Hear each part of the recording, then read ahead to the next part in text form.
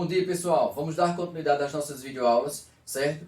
Na aula passada, sobre figuras de linguagem, nós estudamos 3 figuras de pensamento. Hoje a gente vai dar continuidade aqui, a 3 mais 3, gradação, prosopopeia e ironia, ok? Ironia bastante utilizada no nosso dia a dia, né?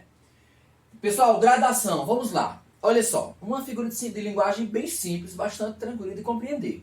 A gradação consiste no emprego, certo, de palavras ou ideias em progressão. Tá, vamos lá. A gradação é o emprego de palavras ou ideias em progressão ascendente ou descendente. Sempre que você estiver utilizando uma sequência de termos ou ideias que expressam uma progressão, certo? Ou seja, eu fiz isso e isso, eu estava nesse estágio, passei para esse, depois para esse outro, a gente tem uma progressão. Aí, então a gente vai ter a figura de linguagem gradação. Sempre que eu colocar palavras ou ideias em progressão, seja crescente ou decrescente, a gente vai ter a gradação. Essa gradação, colocar as ideias ou as palavras em progressão, ela pode ser aumentando, certo? Subindo ou diminuindo. E aqui a gente vai chamá-la de ascendente, se ela estiver crescente, ou descendente, se ela estiver diminuindo. Vamos aos exemplos. Em menos de um ano, passou de estagiário a funcionário, a chefe e a tirano. Vocês percebem que aqui nessa sequência desses 4 termos, nós expressamos uma ideia em progressão. Ele era apenas um estagiário, depois passou a funcionário, depois a chefe. Então aqui, pessoal, há uma progressão de ideias. A gradação nada mais é do que a progressão das ideias ou das palavras colocadas lado a lado, de forma crescente, certo? Ou descendente, ok? Então aqui nesse caso, eu tenho, ele era um estagiário, passou a funcionário, depois a chefe, enfim a tirano. Eu tenho uma gradação ascendente ou descendente. Ele era isso, foi aumentando, melhorou de cargo, passou a chefe. Então eu tenho uma gradação ascendente, certo?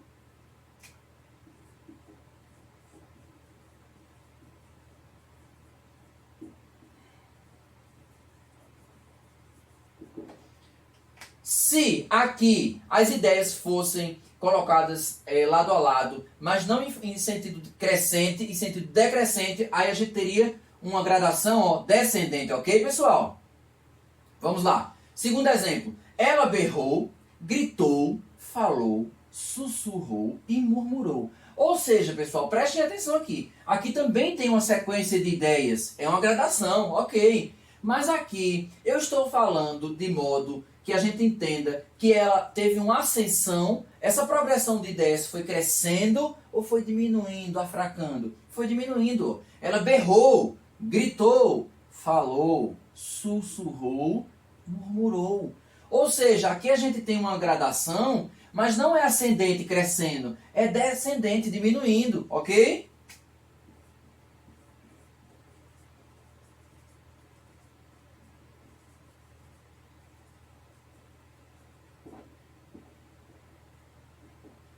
Então, pessoal, aqui eu tenho uma gradação ascendente, crescente.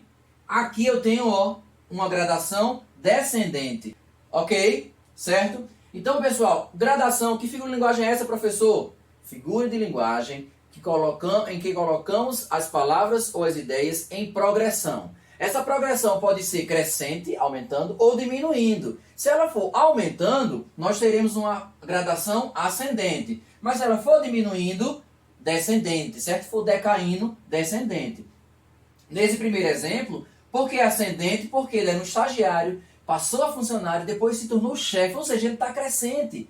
E aqui no segundo, ela berrou, depois ela gritou, depois ela já diminuiu o tom de voz, só falou, depois ela sussurrou e por fim murmurou. Então aqui já é uma gradação, ideias colocadas em progressão, só que descendente, diminuindo, tá? Quando a gente usa a gradação ascendente, a gente caminha para o clímax, a gente chama também de clímax. E aqui, quando a gente vai diminuindo, o anticlímax, ok? Certo, pessoal? Vamos lá. Essa foi a primeira figura de pensamento, de linguagem que a gente viu na aula de hoje. Vamos agora para a ironia, ok? Então vamos lá, pessoal, dando continuidade. Olha só, nós temos aqui a próxima figura de linguagem, ironia. Pessoal, ironia, bastante simples.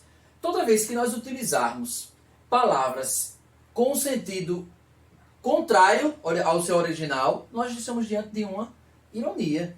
Pessoal, prestem atenção. Então, se eu utilizo as palavras ou expressões ou ideias, certo? Mas com o sentido contrário do seu sentido original, eu vou ter ironia. Eu estou usando uma fala irônica, tá? Então, ó, a ironia é a alteração do sentido próprio, o seu sentido próprio alterado de uma palavra ou expressão para o sentido oposto.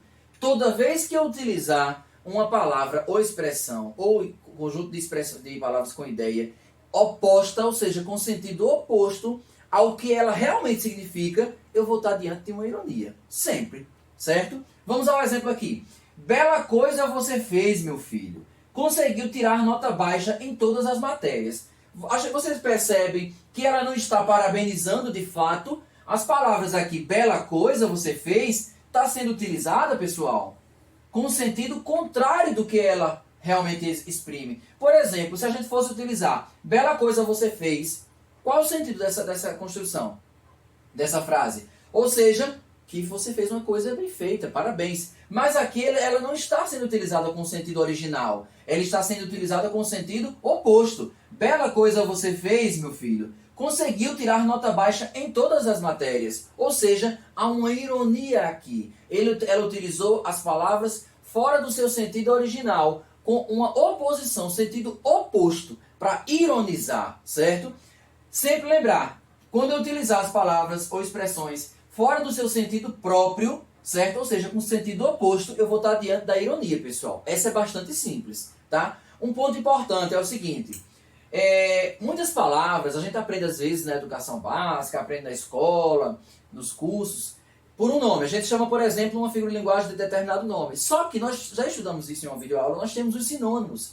Então nós temos outro nome para nos referirmos à ironia. E a gente tem que sempre lembrar, certo? Porque pode cair na prova. Então a ironia pode ser chamada também, ó,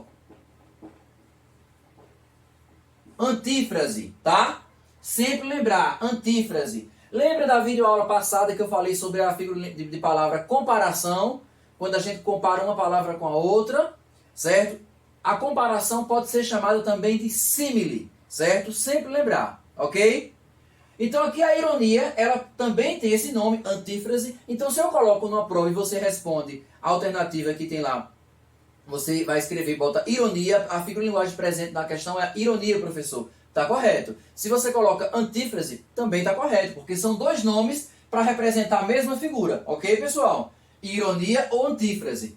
Ocorre quando? Quando nós utilizamos as palavras fora do seu sentido próprio, com sentido oposto, tá? Uma fala irônica, ok? Se eu dissesse assim, por exemplo, parabéns, você entrou sem cumprimentar ninguém. Ou seja, eu não estou parabenizando, eu estou dizendo que ele é mal educado porque ele entrou e não cumprimentou as pessoas que estavam na sala. Ok, pessoal? Certo?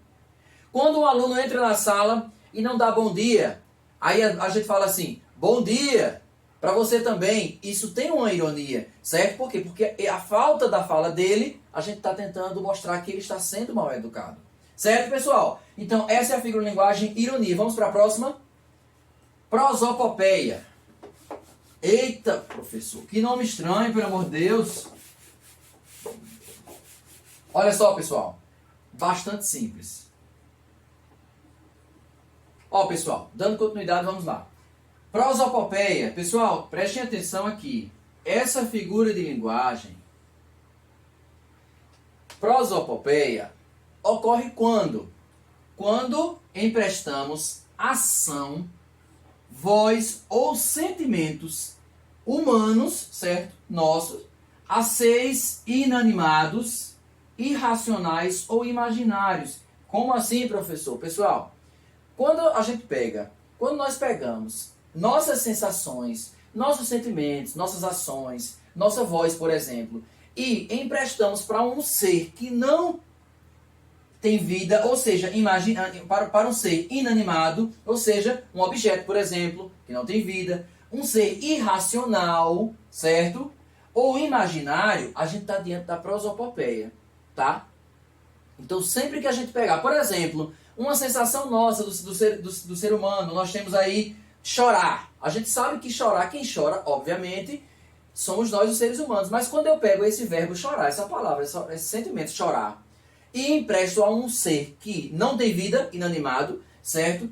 Ou então irracional, por exemplo, ou então imaginário. A gente está dentro da prosopopeia, que é justamente isso. Quando a gente emprega essas ações, esses sentimentos, a voz que nós temos, a seres inanimados, irracionais ou imaginários, ok? Por exemplo, aqui, ó, vamos para os exemplos. Chora violão. A gente escuta bastante isso nas canções sertanejas, né? Nos sertanejos eles têm essa fala. Chora violão. Pessoal, preste atenção, o violão chora? Não. Quem chora somos nós, seres humanos. Então aqui eu tenho, ó, uma prosopopeia, porque eu peguei uma ação, ó, chorar aqui, eu peguei a ação de chorar e transferi para o violão, emprestei ao violão, certo? Só que o violão não chora. Então aqui a gente tem uma prosopopeia, certo? Um outro exemplo, ó, o livro é um mudo que fala. Pessoal, quem é que fala? Somos nós. Quem é que ouve? Nós. Quem é que guia? Os seres humanos também. Então, ó, quando eu falo assim, o livro é um mudo que fala, um surdo que ouve, um cego que guia. Eu estou emprestando nossas sensações, nossas ações ao livro, a um ser, a um objeto aqui, ó, que não tem vida, certo? Ou seja, inanimado. Esse objeto aqui não tem vida, mas eu emprestei para ele sensações, ações que só nós temos os seres humanos. A fala, o ouvir, o guiar. Ok, pessoal? Certo? Então aqui a gente está dentro da prosopopeia. Um ponto importante é, eu falei na figura de linguagem passada que a ironia pode ser chamada também de antífrase. Inclusive eu coloquei aqui no canto. Do mesmo modo a prosopopeia, pessoal. Essa aqui é uma das figuras mais fáceis. Se você perceber na construção, no poema, na letra, no texto, na questão, que nós emprestamos sensações, ações, sentimentos nossos, dos seres humanos, para um ser que não tem vida, inanimado, ou irracional, ou imaginário, a gente está dentro da prosopopeia, ok? A prosopopeia, pessoal, pode ser chamada também de...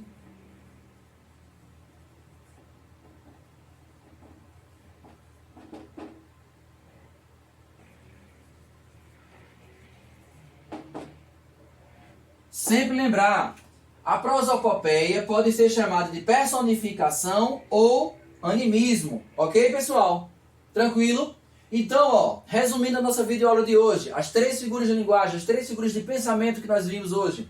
Primeira, qual foi a primeira figura de linguagem? A gradação, quando nós colocamos ideias em progressão. Essa progressão pode ser crescente ou decrescente. Nós chamaremos de gradação ascendente ou descendente, ok? Segunda figura de linguagem que nós vimos foi a ironia, que também pode ser chamada de antífrase, que é quando nós utilizamos palavras com sentido oposto ao seu original, tá? Quando eu falo assim, parabéns, você conseguiu tirar nota baixa. Ou seja, eu não estou parabenizando de verdade, não estou alegre, eu estou usando o sentido contrário de parabenizar. Ou seja, eu não estou parabenizando, eu estou ironizando, tá? E a terceira figura que nós vimos hoje aqui, a prosopopeia, que é justamente quando nós utilizamos, emprestamos sensações, ações, voz, que só nós temos os seres humanos, para seres que não têm vida, certo? Ou seja, que não têm vida, irracionais, inanimados ou imaginários, tá? Então, se eu tenho um ser que ele não é racional, mas eu emprestei uma ação, a nossa para ele, por exemplo, a planta está chorando. Obviamente, quem chora são os seres humanos. Então eu estou utilizando a prosopopeia, emprestando a ação de chorar para um ser irracional. Mesma coisa se eu emprestasse para um ser imaginário, certo? Ou então para um ser sem vida, ok? Inanimado. Então, pessoal, nossa videoaula de hoje nós vimos ironia ou antífrase, gradação e prosopopeia. Lembrando, a prosopopeia pode ser chamada de personificação ou animismo. Tranquilo? Valeu, até a próxima.